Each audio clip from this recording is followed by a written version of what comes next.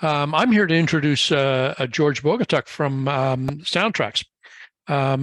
We're in our the next in our series on DCC. George was a model railroader since he was 14 years old. He defied the odds and became a proficient modeler. George likes helping others through education and clinics such as this one, and by sharing the hobby he enjoys and makes a living in.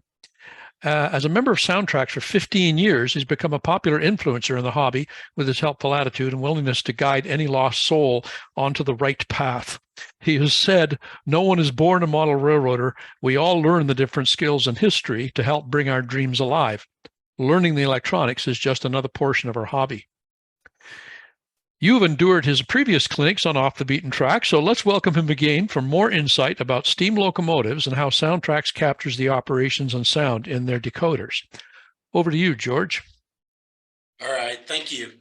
And guys, welcome, and thanks for letting me come in here and infiltrate your clinics here. So I've got I've shortened it down. I know some of you guys have endured some of my longer clinics, so I'll try to be as short but to the point as I can. And I'm going to try to do this. Let's see. I need to get this screen out of my way. Slideshow from the beginning. There we go. Can everybody see the screen? Looks good, Yep. George. All right, perfect. So what we're going to do is we're just going to talk about steam locomotives. The questions I get a lot of times is, how do we set up a locomotive to sound like whatever locomotive we're trying to match? And we're going to talk about that specifically today. We're not going to dive too deep into a lot of extra stuff such as braking, any of the other features like that. We're going to save that for another clinic, or you can check out our YouTube videos. But today, everything we're going to talk about today is going to be applicable to Tsunami 2 and Blue Nami steam. The Tsunami 2 and Blue Nami, as we've talked about briefly, are essentially the same decoder. The only difference is Blue Nami has the Bluetooth wireless chip that you can connect to your smart device, whether it be a cell phone, a tablet, or anything like that. And all these settings that we're going to be talking about through are applicable to both. The difference is in the Blue Nami, you don't have to learn the CV numbers. You go to the menus in the Blue Nami app and make your changes. So that's the most I'm going to cover in Blue Nami right now. But everything we're going to talk about here is going to be applicable to both. So when we first get our locomotive, first off, I want to say that our steam decoders come with all the sounds preloaded into the decoder. So in that decoder, you get 90 whistles to choose from. You get 54 bell recordings to choose from, and I'll cover the details of that a little bit later. You get 10 exhaust chuffs, 10 air compressors, 8 dynamos. You get different fuel types to select from. You get different, first day with my new mouth. You get different injectors, different reversers, all kinds of different things to allow you to set up the decoder. So in that decoder, this was happened many years ago. I was sitting there thinking about this. It's like, man, with all these different sound selections, how many possible sound combinations can I come up with these choices? And I sat down and did the math, and I came up with 2.1 billion with a B. Billion possible sound combinations, not including volume settings. So that's an amazing amount of locomotives that we can match using the sounds that we've preloaded into the decoder. So we're going to talk about how we come up with those sound settings today. And included in our selections, we're going to talk about sound selection. We're going to talk about volume settings. We're going to briefly talk about function mapping, some lighting effects, equalizer, reverb, and things like that, so we can really fine tune the sounds of the locomotive to the model that we're matching. So first off, when we get our decoder, we've got it installed. Now the first question is going to be, well, how do I make it sound like the locomotive I put it in? Well, this is where you're going to do this. And now the first thing you have is CV number 120, which is our whistle select. And as I mentioned, we have 90 different whistles to choose from. And this is a mix of single chime, 3 chime, 5 chime, 6 chime, and so forth. So what I'm going to do here is I'm going to change over to this screen. You guys should see the Blue Nami sound selection reference, correct? Yep. Okay, so this is the list of the whistles. Now, this particular whistle selection is found on our website at soundtraxx.com, and you can go into the support and sound selections.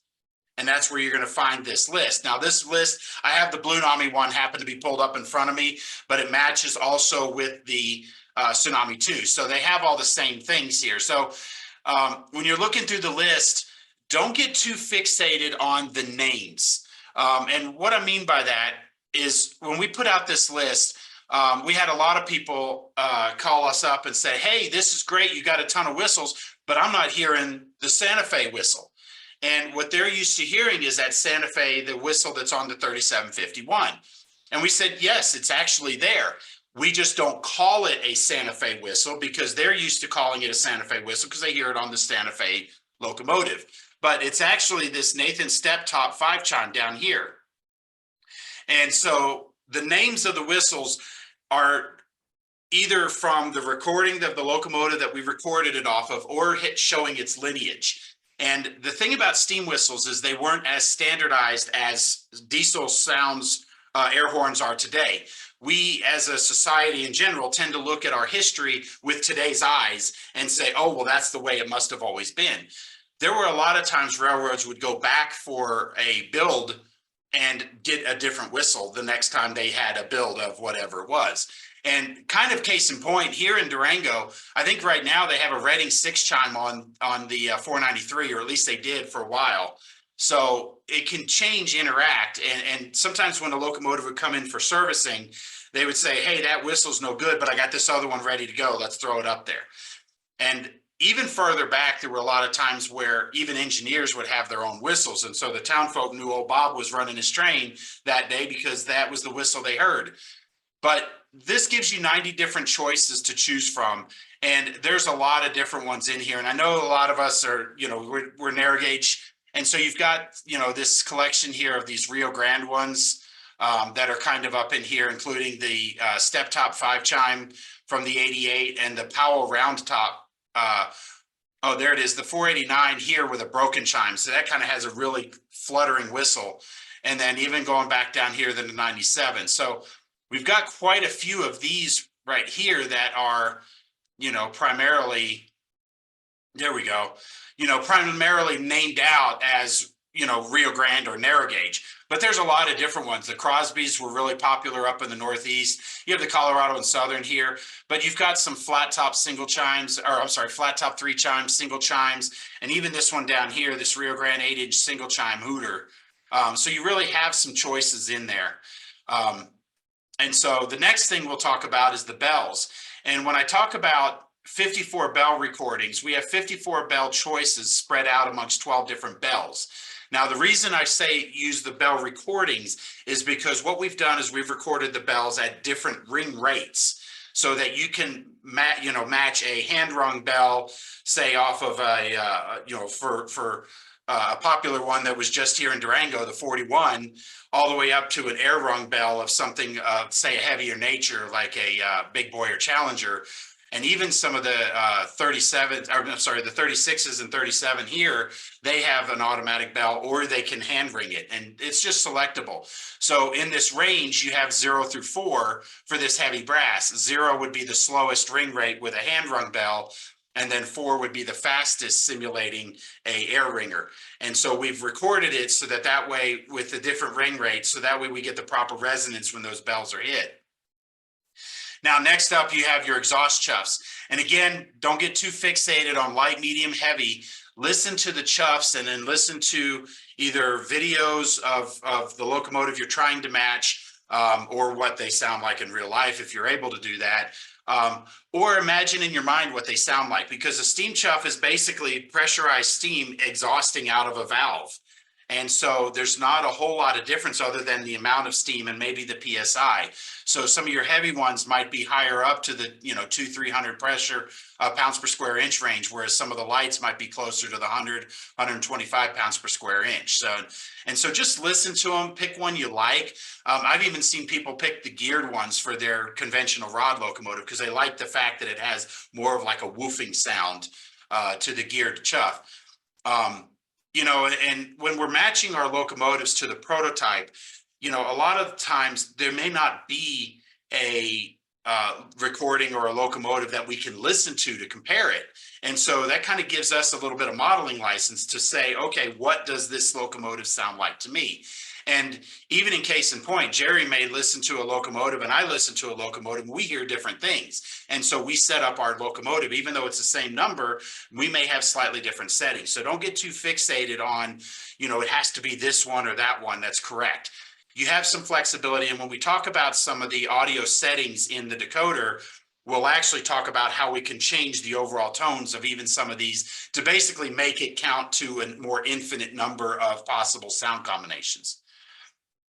CV124 allows us to select the different types of air compressors or air pumps. So you have a bunch of single phases, then you have some cross compounds here. Then you have some dual single phase, dual cross compound. And even if you're modeling European narrow gauge, there's a vacuum pump in here that you can do. And again, these are selectable just by changing the CV value or using the app. And then a dynamo. The dynamo, this is one question we get a lot still, even today, because steam locomotives are not around like they used to be. And so every now and then we'll get this guy call up and say, man, I turn on my headlight and I get this weird interference pattern. It's something, and so I'm afraid that I wired something up wrong and it's picking it up in the speaker. And so the good news is we can say that, no, actually it's a proper sound.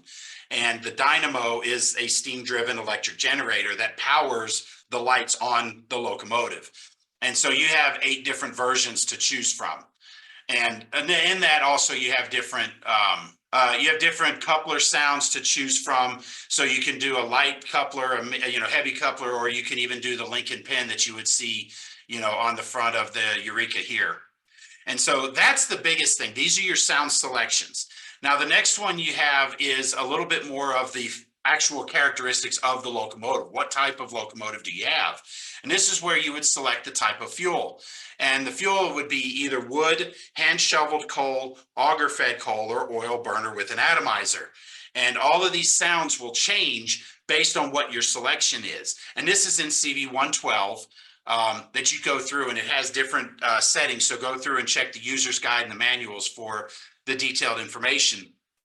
But you can go in and select this sound and all the sounds will change. So when Fireman Fred is shoveling coal, if you have a wood burner, you're actually going to hear wood being thrown onto a crackling wood fire.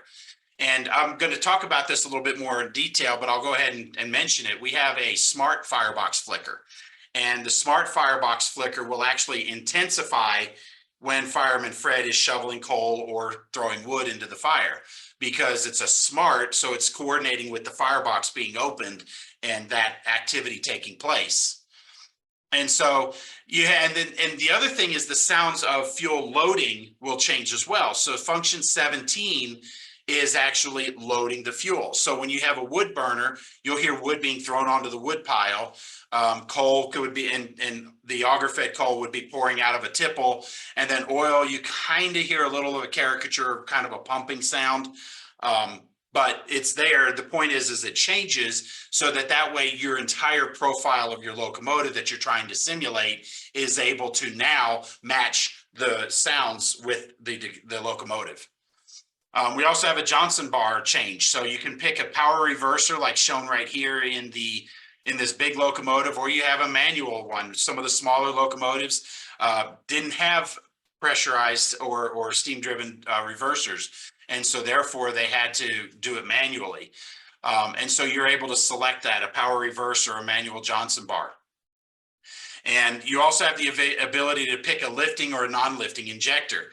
And these sounds are very similar, but they are different enough. The non-lifting injector basically sits, let me start with the lifting. The lifting one is more of an older type style where it sits up higher on the side of the boiler and basically sucks the water up through the pipe like a soda straw using the steam pressure. And that pressurizes and adds pressure to that water so that it can inject into the check valve and push into the steam locomotive. And a non-lifting injector, as its name would imply, sits below the water line on the locomotive. So water from the tender basically pours into the pipe, comes down into the injector, and that's where it's mixed with the steam pressure to pressurize and become pressurized enough to be able to open the check valve on the boiler. Now, not necessarily as much here with the smaller narrow gauge stuff, but you do have the ability to change the chuff cadence. And this is where you would have a conventional rod. If you're doing a shay, for example, with a 3-cylinder, you can set up a 3-cylinder shay, or you can even do an articulated locomotive where it has 2 sets of drivers. Now, in that particular setup, you also, with the articulated, have the ability to make the sounds of the chuffs go in and out of sync with each other. And you can do that at 4 different slip rates: none, slow, medium, and fast. And so this allows you to change that overall chuff cadence to match, again, the locomotive. So basically what I've just talked about now is how I come up with that 2.1 billion possible sound combinations. Because when you start selecting all these different sounds and building your profile, you could have 4 locomotives on your layout that are similar, but they're not the same because you've changed things up a little bit. Now, as I've mentioned, that 2.1 billion does not involve volume adjustments. And the reason I point that out is, as some of you guys know, I have some models that I tend to be a rubber era modeler, and I have an 1860s version of the General, the Western Atlantic General. And in 1860, they did not have air compressors and they didn't have electric driven lights. And so by taking those volumes of those sound effects to 0, I can also now create a new profile, but I'm adding to that profile number. I'm not taking away from it because I've never changed the volume in those other numbers.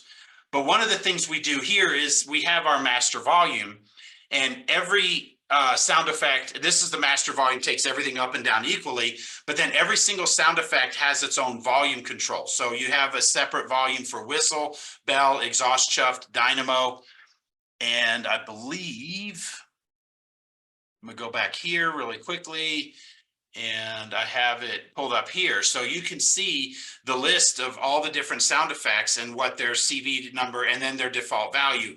Now, this particular chart is in the technical reference. If you're unfamiliar with the decoder, I recommend you start with the user's guide, because the user's guide will explain all these sound effects, what you're hearing, and what they're actually doing. So that way, when you're making these adjustments, you'll know what you're hearing. But things like our valve packing, you can adjust clickety-clack, sander valve, firing.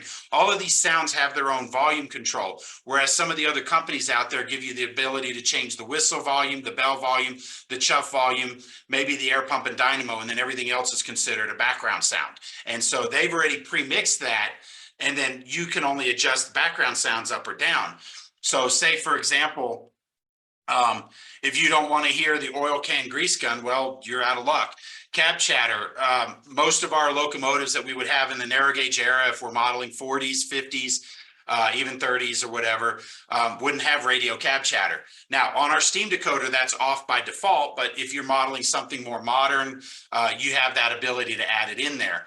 But you may want to change some of these volumes and change, and like I said, adjust volume controls. So the dynamo here in this case would be gone if I was modeling a locomotive that didn't have it. So these are the type of changes that you can do, and every single sound effect has its own volume control. You also have what is not a commonly known feature, which is an alternate volume mixer. And basically what this is this is a second set of volumes that you can go in and adjust. So you can have a setting for home operations where the volumes are, a little quieter, but then when you get to the club, you can hit a function key, disabled by default right there. Whoops. Disabled by default, but you can hit a function key, and then this second set of volumes will now take over. And so that allows you to make adjustments to, like say, for example, if you have a home and club setting, or if you have different characteristics, like say, for example, if you want to model carrying a locomotive dead in tow, like I saw in the pictures in the previous presentation where they were dragging the 87 dead. You can do that by changing some volumes and making this up. So it's creativity that we've built into there that you can use for whatever you'd like to do. But this allows you to build your profiles a lot more accurate. And this allows you to have some different changes. Now, when it comes to function mapping, this determines which button triggers which sound effects. And I know personally, I like to change this around quite a bit. My function mapping doesn't look much like this on my steam locomotives, but you can adjust this. And this is the default function mapping. So when you grab your DCC system or your Blue NAMI, everything's defaulted in this particular order. Now, next to you, you're going to see the CV value, and you'll notice the value 0 corresponds to the button key that triggers it on. So the bell here is the CV 1.298 is set to a value of 1, so the 1 key turns it on. And so this makes it nice and easy. And here's your full roster of all the sound effects and features that you have that you can assign to a function button that you choose. So you can decide which sound effects are more important than others, move them to these lower single button press, and then the ones that you're not going to use very often, or just don't use at all, you can move them either to the higher ones, or you set the CV value to 255 and it takes it out. So for example, one of the things we did here was we took the lights and we started them at function 24, so that way you had all those lights there. The reason we did that was because typically if you turn on a light, whether it be, we'll say class lights or a number boards, or, let's say for argument's sake, you turn on a firebox light, typically you're going to turn those lights on and leave them on. You're not typically turning them on and off on a regular basis. And so what we did is we left these single button presses to some of the more functions that you're going to use during a normal operating session. And basically you can make this and do this however you like. You can blow this up completely, put the lights where you want them. It's entirely up to you. Last thing on here, though, I do want to point out this last line here. I recommend your function mapping be consistent for all of your locomotives. The reason for that is so that way you're not trying to relearn a whole brand new function roster every time you grab your decoder. The Tsunami 2s, when you grab a NCE or a Digitrax throttle, there's no names as far as what buttons control what, so you have to remember that in your mind. And so if you're consistent, you don't have to guess every time. After you've operated a few times, you get to the point where you remember, oh, that button is on this function, et cetera, et cetera. The Blue NAMI, everything's labeled in the app, so it'll tell you instead of F2, F3, it says whistle, short whistle, cylinder cocks, et cetera. So my personal recommendation, be consistent for all your locomotives. It's entirely up to you. If you want different locomotives to do different things, great. You know what? It's your locomotive. You can do it however you like. Now, when it comes to lights, in the Tsunami 2 and in the Blue NAMI, we have some extra lighting effects that we've added. Now, in both of these decoders, depending on which board format you select for your model, you can get up to 8 individual lighting outputs that you can use for different various things. And I use this particular picture here as an example. We have the headlight up here, but if any of you guys know that sometimes they, depending on your area, your model, you may have number boards here on top of the boiler. You also have a light under here that the crew can watch on the step, make sure they're stepping where they need to, but also watch the mechanics and make sure the locomotive's moving. You also have firebox light. You also have class lights, which are not very visible in this particular one, but there's provision here for class lights. And so you can, if you have the space and you have the ability now with these micro LEDs, you can light up these locomotives like crazy and really enhance your model that much. Firebox lights, kind of going back to function mapping, one thing I forgot to mention was any of the lights can be turned on automatically based on direction and motion. So you can have, for example, your front headlight or your front class lights turn on when you're moving in the forward direction and extinguish when you're moving in reverse. Just like you can in the headlight, but also you can trigger the firebox light to happen automatically as soon as track power is applied. Because as we know, it takes hours and hours to build up a fire in the firebox. And so therefore we have this ability to do this. But these are just some of the lights you have access to. Also, what we've added is constant dim, opposite direction dim, and then other things like that. And where the constant dim comes into play is things like class lights, for example, because the light would be illuminated, but it's not going to be as bright as, say, your headlight on your locomotive. And so you can adjust the brilliance by simply using a CV. You can also adjust master brilliance because, again, we tend to look at today's or history locomotives with today's eyes. So, for example, while we're looking at either the Cumbers Toltec, Durango Silverton, or any of these other excursion locomotives with these nice bright halogen headlights, they didn't have bright halogen headlights in 1940. And so this allows you to adjust those brilliance of those lights to really give you that true effect. And all of this, again, is adjustable using CVs. Now, when it comes to the sounds, now, if I have let's say I have two K28s or K27s on my layout, and I don't want them to sound the same. Well, this is where the equalizer comes into play, because what I can do is I can take every sound frequency and boost the frequency up or down depending on what I want to hear. This also allows us to minimize a particular speaker's weaknesses and boost its strengths. So like say, for example, our traditional 28 millimeter round speaker, which is we call the 1-inch, typically can't reproduce below 250 hertz. So when you look at this equalizer settings, you have 62 hertz and 125 hertz right here that you can boost up and down based on what the speaker can physically do. So if I can't reproduce anything below 250 hertz, adjusting these up is not going to suddenly make the speaker reproduce those frequencies. It'd be like trying to push on a wall. The speaker can only go so far, and the sound will then become distorted because the speaker's trying to do something it physically can't. So these are two uses of the equalizer that allows you to adjust and customize the sounds. So you could have 3 locomotives or 5 locomotives all with the same settings or sound selections, but then you use these equalizer settings in here, all the different frequency range to boost up or down. And the way it works is that a value of 128 equals 0 or no change. So if you're thinking of this like an equalizer slider, like you would have on your home stereo system. So you boost this frequency up, boost the CV value up if you want to boost that frequency, and then you cut the frequency down if you want to reduce its effectiveness. And so in this case, if you had a speaker that's not able to reproduce below 250 hertz, well, then you would take these first two frequencies, 62 hertz and 125 hertz, and cut it down. But like I said, this also allows you to adjust the different tones. So if you have a light exhaust chuff that you want to hear a little bit deeper, well, this is where you look at your speaker frequencies and reproduce down here. Now, if you're using our cube speakers, the cube speakers are really small, but they are able to reproduce down to 100 hertz. But because they're so small, that 100 hertz doesn't have a whole lot of horsepower behind it.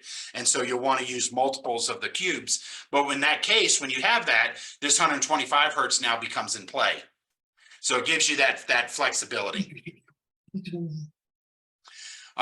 This is just kind of an overview, some of the frequency levels of different speakers. Our 1.1-inch round, which is the 28 millimeter round speaker I was talking about, you can kind of see how it comes up with all kinds of different frequency ranges, but they all start pretty high up in the frequency range. So again, like I said, this allows you to customize the sound. Now we also have reverb, and reverb allows you to simulate atmosphere. So you know, if we're modeling up in the mountains, we're going to want to hear a whole lot of echo and reverb. And this is where we would do that. And so we can customize this settings in the decoder so that we can decide how much of those sounds we're going to hear played back into each of the sound effects. And so first you're going to have your reverb control, which determines whether it's a light reverb, medium heavy, or a light, medium heavy echo. And then you also have CVs 161 through 192 determines how much a percentage of that reverb you want fed back into those sound effects. And so this is where you can have a whistle really reverberate quite a bit, maybe the bell not so much, and then the exhaust chuff just depends on what you want to do. Now, with that, like I said, this is a very, very quick overview of setup of the locomotive. I didn't cover in dynamic digital exhaust or any of those things. And the good news is, like I said, there's no tests. Myself and Norman are always here to be able to help answer questions for you guys. If you need guidance, setup, suggestions, things like that, let us know. We'll try to do our best to help guide you. But again, be sure to check out the user's guides, because the user's guides explain in English terms all the sounds that you're hearing, what the sound is reproducing, so that way you have it. With our Steam decoders, we have over 50 different sound effects that play at various times depending on how you use your locomotive. And it is a full-scale sound system simulation. We are simulating a real locomotive. We live right here with the real ones. We know how they work, and we've implemented that knowledge into the decoders so that you can get that real-world experience. So with that, I'll turn it over. That's all I've got prepared for tonight. I'll open it up if you guys have any questions before I head out. Thank you, George. So yeah, I've been looking at the chat to see if there are any questions in here, and there are a couple which are quite specific. So first of all, I'll try and bring out the general ones. And actually, one of them is mine. So I actually put my own question in the chat. That's Sure. my short-term memory for you, right? So my question for you is, so what's Soundtraxx's preferred method of programming decoders? Is that, do you regularly use JMRI or anything else? I don't use JMRI. Okay. There's a couple of things with it. Number one is, now granted, I do this for a living, and so I know the stuff like off the top of my head, so I can go in and just start programming CVs. But the other thing about JMRI, and I don't want to sound like I'm disparaging it, people think I'm destroying it, but I'm not. It's a great program. It works great until it doesn't. And what I mean by that is we're not the ones actually programming the JMRI. We send them information, we send them the user's guide, and they actually translate the user's guide into checkboxes and slider bars. And so we get a lot of calls a lot of times where customers will say, hey, I'm trying to get this particular feature on this decoder to work, and I'm trying to use Decoder Pro. And I say, well, first thing is stop Decoder Pro, grab our user's guide, read how we tell you the feature is set up, experiment with the CV, and change it. Once you change a CV, you're not locked into that value. You can change that CV all day long. You can change CV thousands of times and it's not going to change. You may get some strange behavior, but you didn't break the decoder. And so, like, for example, we have a safeguard in there. I mentioned we have 90 whistles, so you have 0 through 89 to choose from. If you try to choose whistle 93 for whatever reason, the decoder goes, that's not a choice, and defaults you back to 0. So the decoder has safeguards to protect you from going outside of the range. There are some decoders out there that don't have that security. Say, well, why would anybody pick whistle 93? It's not a choice. But if you pick whistle 93 and now the decoder bricks because it's looking for data that doesn't exist, but it can't do anything until it gets that data. And so it turns it into a paperweight. And that's the extra programming that we put into the decoders. But when it comes to programming the decoders, I personally recommend on mainline programming. And I know a lot of people cringe when I say that, but the reality is when you're programming on the mainline, it's no different than sending a function command. Hey, decoder, 1000. In this case, we're telling it to change CV 123 to a value of 8, not turn on function 2. And so once we send that address out of address 1000, any decoder that's not set to address 1000 then goes back to sleep and ignores the commands until it gets the next, hey, everybody listen up command, because it knows that information is not intended for it. The advantage to mainline programming, though, is that I can instantly hear those changes. So like, say, for example, if I want to change my volume, well, if I have to change my volume, say, of my snifter valve, okay, now I have to pick it up, put it on the programming track, change my CV, pick it up, put it back. Now I have to hope I remember how loud it was versus how loud it is now, and am I happy with those changes? Whereas you can make those changes on the main line.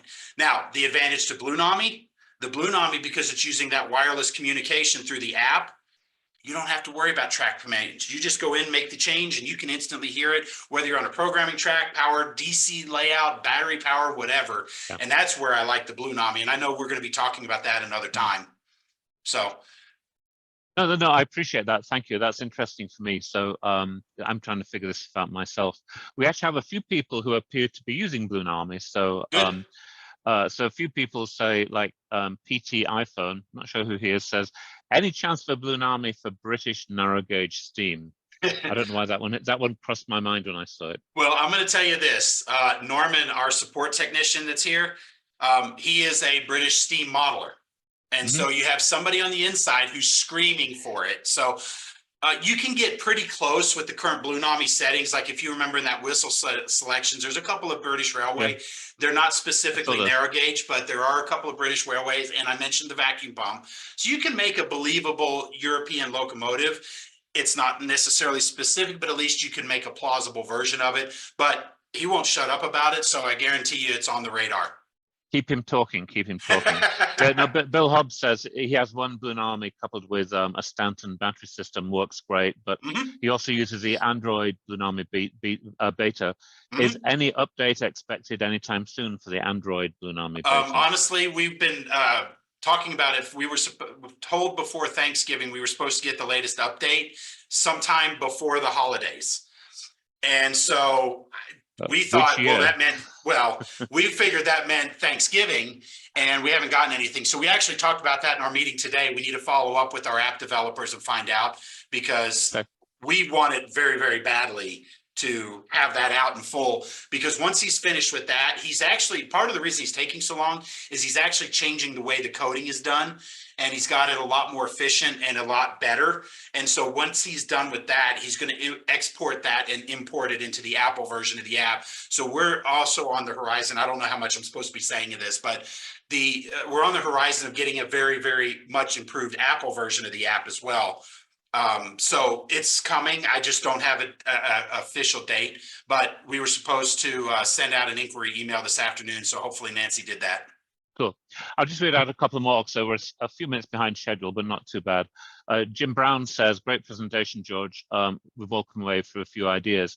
He said his method is to create a default personal set of settings with his basic settings, from which he then just adjusts it for individual locomotives. And that sounds like, he has his own template, which he then just tweaks for individual ones. That sounds like a great approach, right?